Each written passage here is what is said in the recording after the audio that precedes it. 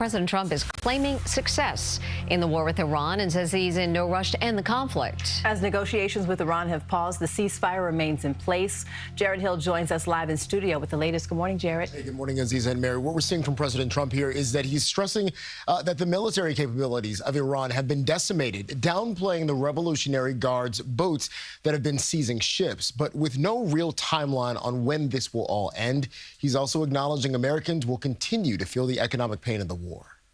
I mentioned, but I don't want to rush myself. President Trump says he is not under pressure to strike a deal with Iran, now nearly 8 weeks into the war. If I left right now, we had a tremendous success. It would take them 20 years to rebuild, but I don't want to do that.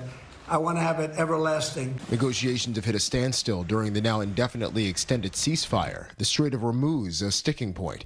Iran releasing video of forces seizing vessels in the critical waterway, as President Trump insists the U.S. has full control of the strait and that the U.S. military blockade remains. On social media Thursday, Trump ordered the Navy to shoot and kill any boat that is putting mines in the waters of the Strait of Hormuz. You know who's under time pressure? They are.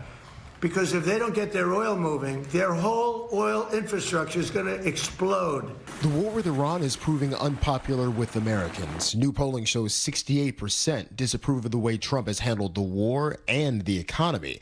Gas now up more than $4 a gallon on average. If you need more time, does that mean Americans should anticipate spending more on gasoline for the foreseeable future? For a little while. And you know what they get? How long? You know what they get for that?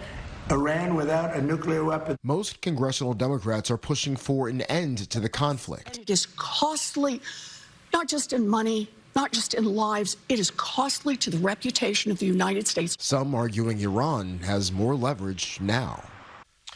President Trump is also suggesting that turmoil and infighting within Iran's new leadership has made negotiations more difficult, although in March he said that the U.S.